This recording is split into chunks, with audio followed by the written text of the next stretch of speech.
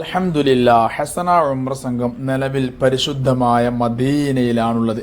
അങ്ങനെ മദീനയിലെത്തി നമ്മുടെ യാത്രാ സംഘം അൽഹംദുലില്ലാ അൽഹംദുലില്ലാ മദീനയിലെത്തിക്കഴിഞ്ഞാൽ ആദ്യമായി നമ്മൾ ഹബീബായ തങ്ങളുപ്പാപ്പയോട് സലാം പറയാൻ പോവലാണല്ലോ ഏറ്റവും ആദ്യമായി നമ്മൾ ചെയ്യേണ്ട കാര്യങ്ങൾ.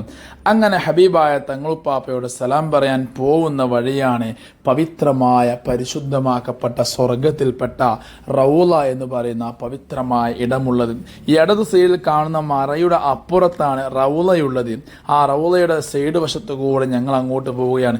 എഴുതി വെച്ച കണ്ടില്ലേ, മാ ബൈന ബൈത്തി വമിംബരി റൗളത്തും മിൻ റിയാദിൽ ജന്ന ശഫീഉനാ മുഹമ്മദ് റസൂലുള്ളാഹി സ്വല്ലല്ലാഹു അലൈഹി വസല്ലം. അങ്ങനെ പരിശുദ്ധ റൗളയുടെ ചാരം ഞങ്ങൾ നടന്നുകൊണ്ട് ഹബീബിന്റെ ചാരത്തേക്ക് ചെന്നു. അൽഹംദുലില്ലാ ആ ഒരു കാഴ്ച എത്ര കണ്ടാലും മതിയാവില്ല.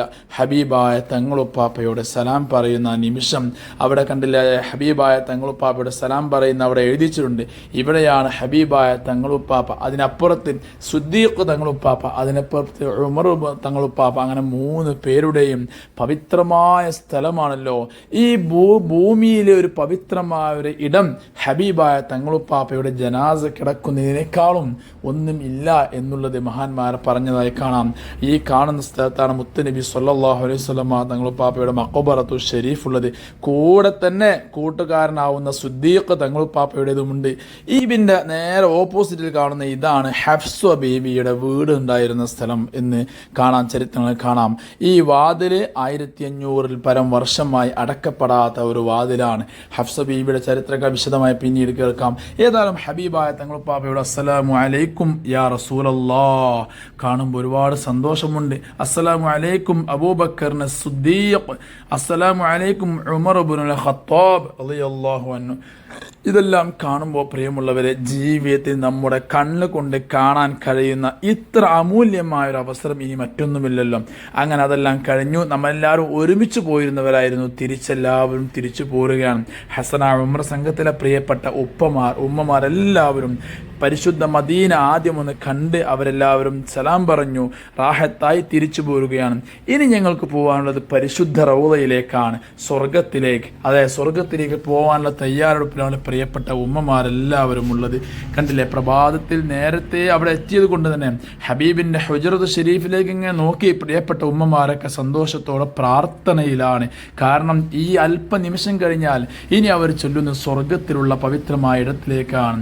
ഹബീബിൻ്റെ പച്ചക്കുബ്ബ കാണാൻ എന്ത് മനോഹരമാണല്ലേ, ഹബീബിൻ്റെ മദീന കാണാൻ എത്രമാത്രം സന്തോഷമാണ്. മീസാബുൽ മദീന എത്ര പവിത്രതയുള്ളതാണ്. ഇവിടെയൊക്കെ നടന്നിരുന്ന ചരിത്രങ്ങൾ ഓരോന്നും കേൾക്കുമ്പോൾ ഉണ്ടാവുന്ന ഓരോ മുഅ്മിനുണ്ടാവുന്ന ഒരു വികാരമുണ്ടല്ലോ, അത് എത്രയെന്ന് പറഞ്ഞറിയിക്കാൻ കഴിയില്ല. പ്രിയപ്പെട്ട ഉമ്മമാരും എല്ലാവരും കൂടെ പരിശുദ്ധ റൗളയിലേക്ക്, നാളെ സ്വർഗത്തിലേക്ക് വരുന്ന പവിത്രമായ റൗളയിലേക്ക് എല്ലാവരും വളരെ സന്തോഷത്തോടെ വളരെ ഉത്സാഹത്തോടെ പോവുകയാണ്. പരിശുദ്ധമായ റൗളയിൽ ചെന്ന് ആത്മാർത്ഥമായി ദുആ ഇറക്കണം. ആ ഒരു ആത്മാർത്ഥതയോടെ അവർ ഓടുന്ന മനോഹരമായ നിമിഷങ്ങളാണ് കാണുന്നത്. അത് കഴിഞ്ഞ് നമ്മൾ ഉപ്പമാരുടെ റൗളയുടെ സമയമാണ്.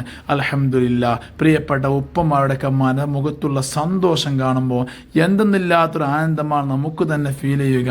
അങ്ങനെ പ്രിയപ്പെട്ട ഉപ്പമാരും എല്ലാവരും പരിശുദ്ധ റൗളയിലേക്ക് പോകുന്ന മനോഹരമായ നിമിഷമാണ് കാണുന്നത്. ഹബീബിൻ്റെ ചാരക്കൂടെയാണ് പരിശുദ്ധമായ റൗളയിലേക്ക് പോകുന്നത്. റൗളയിലേക്ക് പോകുന്നതിന് മുമ്പ് അല്പനേരം ക്യൂ നിൽക്കേണ്ടി വന്നു, എന്നാലും കുഴപ്പമില്ല. അങ്ങനെ പവിത്രമായ റൗളയിലേക്ക് മാഷാ അല്ലാഹ് ഈ കാണുന്നതാണ് പ്രിയമുള്ളവരെ ഹബീബായ തങ്ങൾ പറഞ്ഞ റൗള. ആരംഭപ്പൂവായ മുത്തുനബി സ്വല്ലല്ലാഹു അലൈഹി വസല്ലം തങ്ങൾ എൻ്റെ വീടിൻ്റെയും എൻ്റെ മിമ്പറിൻ്റെയും ഇടയിലുള്ള സ്ഥലം അത് സ്വർഗമാണ്, അത് സ്വർഗത്തിൽ പെട്ടതാണ്, നാളെ സ്വർഗത്തിലേക്ക് വരുന്നതാണ് എന്ന് പറഞ്ഞ പവിത്രമായ ഇടം. അല്ലാഹുവേ നമുക്കെല്ലാവർക്കും ഇത് കാണാൻ അല്ലാഹ് കബൂൽ ചെയ്യാൻ നമ്മുടെ കണ്ണുകൾക്ക് തൗഫീഖ് നൽകുമാറാവട്ടെ. പരിശുദ്ധ റൗളയിൽ നിന്ന് സമയം ചെലവഴിക്കാൻ അല്ലാഹു തൗഫീഖ് നൽകട്ടെ. നമ്മുടെ ഉപ്പമാരെ കണ്ടില്ലേ, എത്ര വലിയ ഭാഗ്യവാന്മാരാണ്. മദീനയിലെ മറ്റു വീഡിയോയുമായി ഇൻഷാ അല്ലാഹ് വീണ്ടും കാണാം.